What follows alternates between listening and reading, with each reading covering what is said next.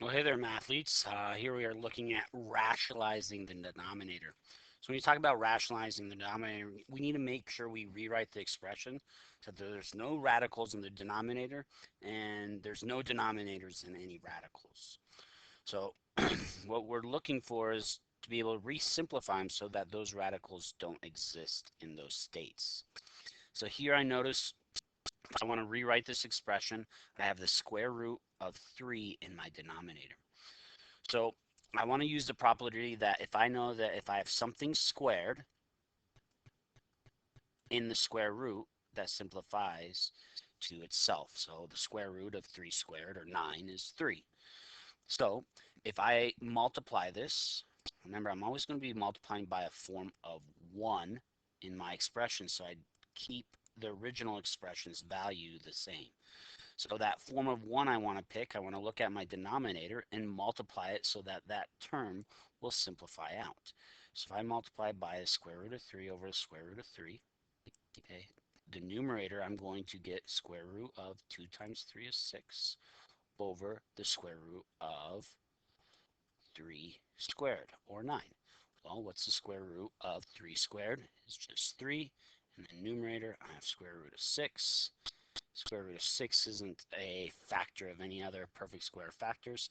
So now that is simplified with my denominator being a rational number. So next example.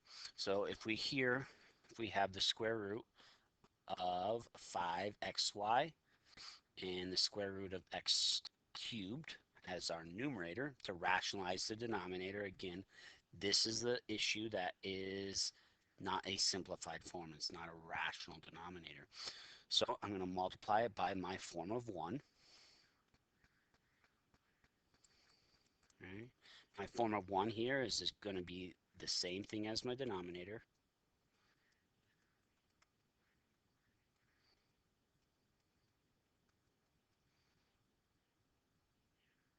Okay. And now as I simplify this, the denominator is just going to be 5 squared, x squared, y squared, all under the square root. The numerator, I'm going to have the square root of 5, x to the 4th now, y. So then as I simplify it, the denominator just becomes 5, xy.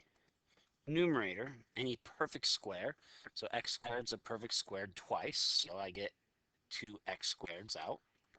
And you can also think of it as x to the 4th over 2, because our radical can be written as a fractional exponent.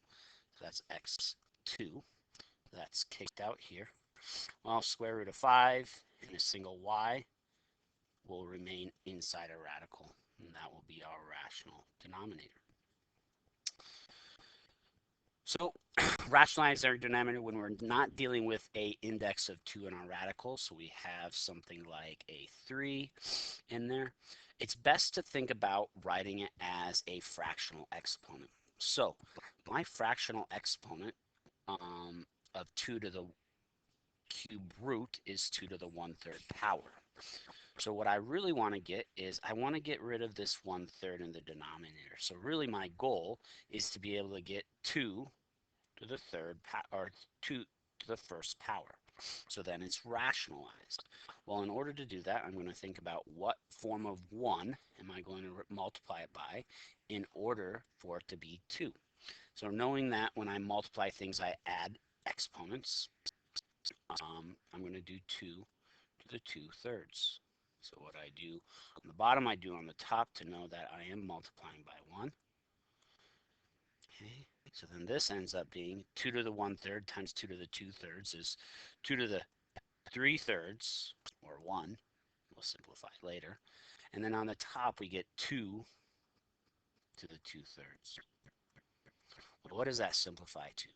Well, that simplifies to the cubed root of 2 squared.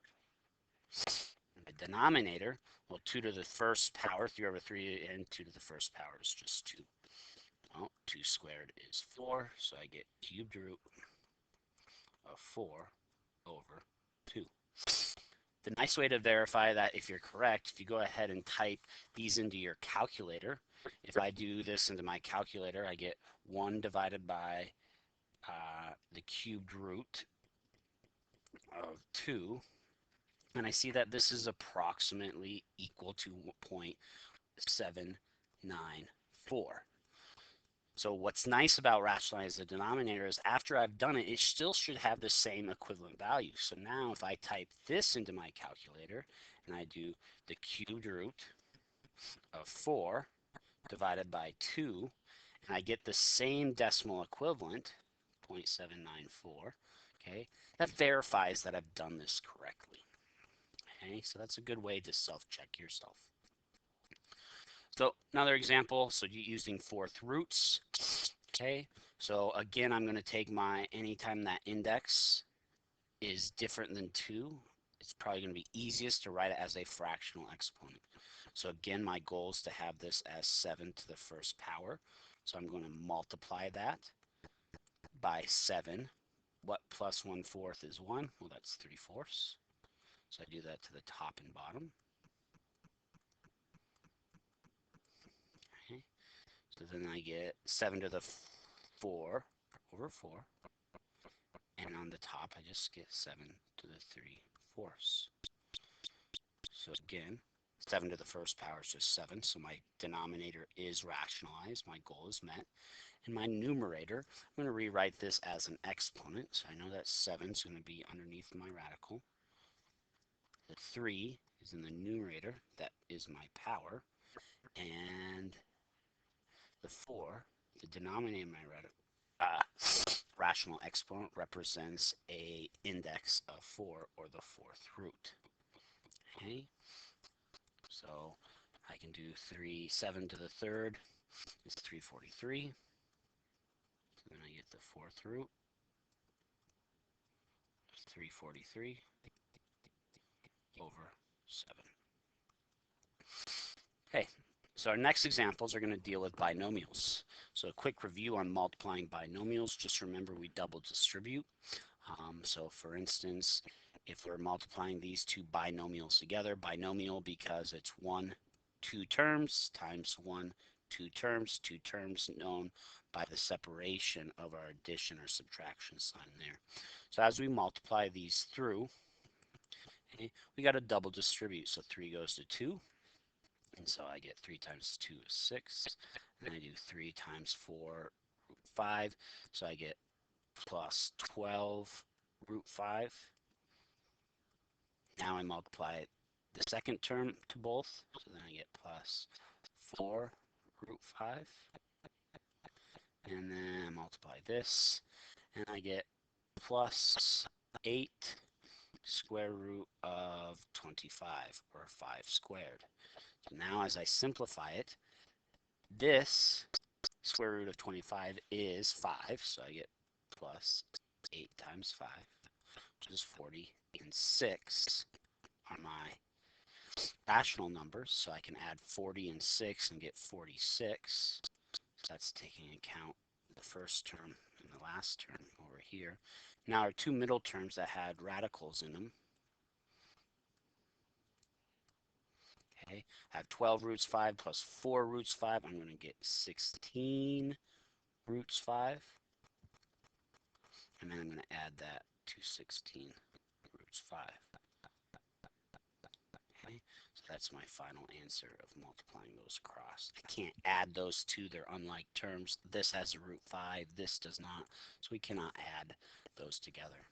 So when we're squaring things, that's the same thing as a multiplying binomials, because we know that this is going to be square root of 2 minus square root of 3 times itself.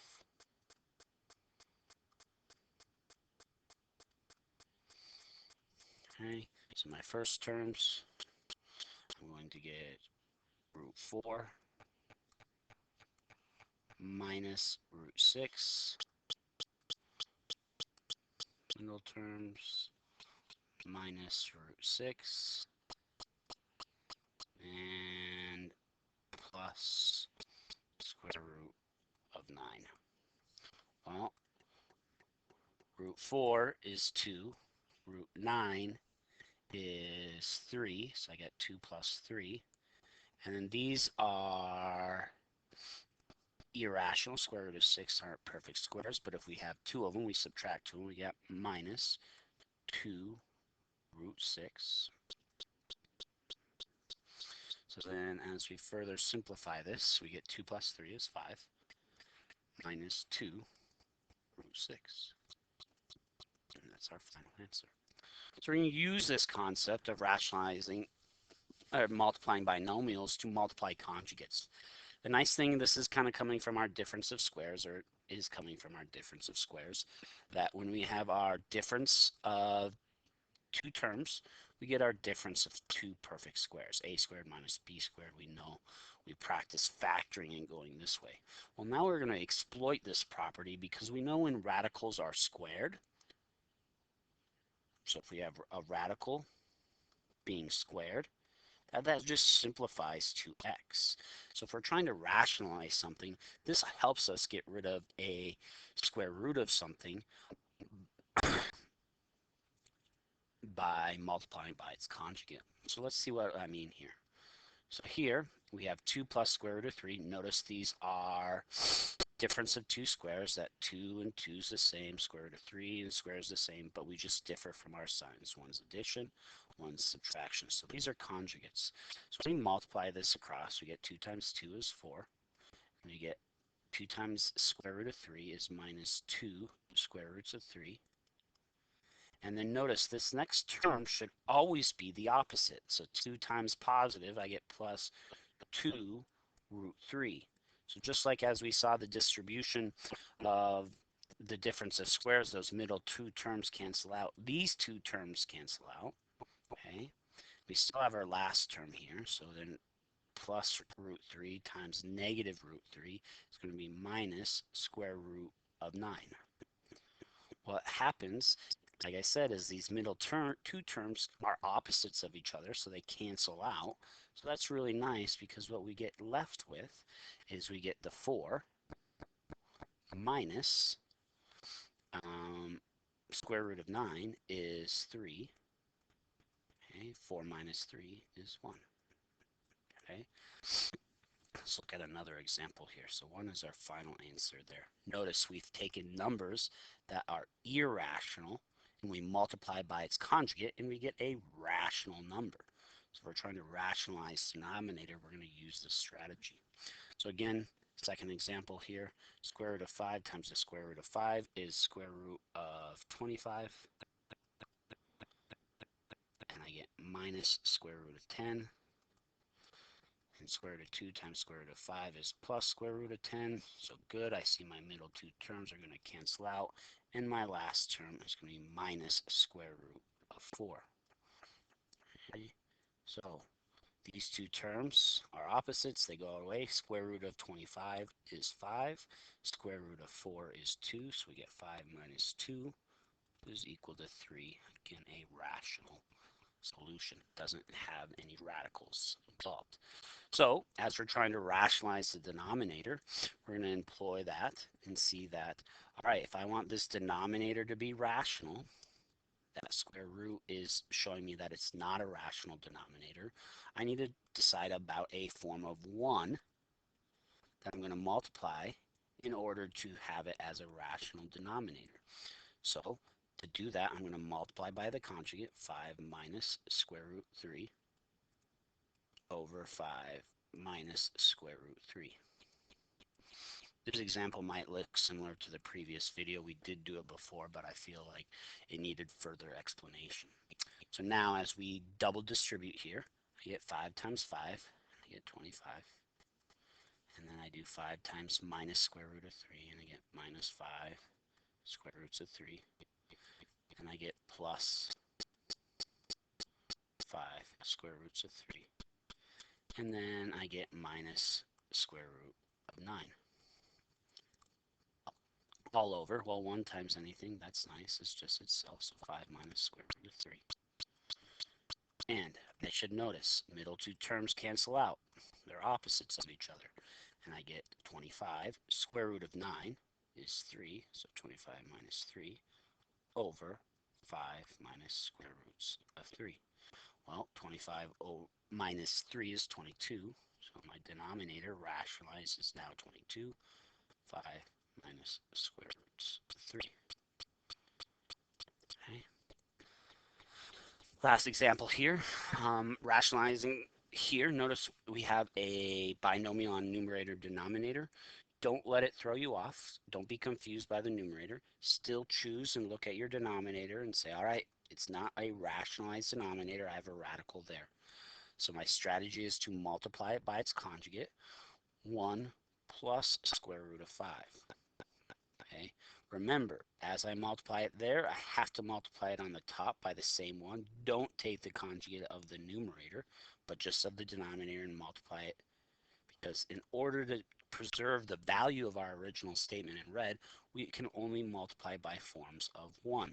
And forms of 1 are when we divide something by itself. So now that we're multiplying these two together, I'm going to start and do the numerator in green. So the numerator is 3 plus square root of 5 times 1 plus square root of 5. So when I multiply this through, 3 times 1 is 3, and I get plus 3 root 5, and then square root of 5 times 1, so that's plus square root of 5. And the last one, which is plus square root of 25. All over. I'll do the denominator in green. So these are conjugates, so I should see my radicals cancel out. So 1 times 1 is 1. 1 times root 5 is plus root 5. Here comes my minus root 5. And minus root 5, so I get minus square root 25. So let's clean this up a bit. So I should notice that this square root of 25, that is 5. So when I combine it with 3, I get 8. If I have 3 roots 5 plus another root 5, I have a total of 4 square roots of 5. My denominator, the middle two terms should cancel out. And then minus square root of 25, well, this is, again, 5, so 1 minus 5 is negative 4. Okay, so that is my rational denominator. That concludes our notes on rationalizing our denominator. Please let's bring any questions to office hours.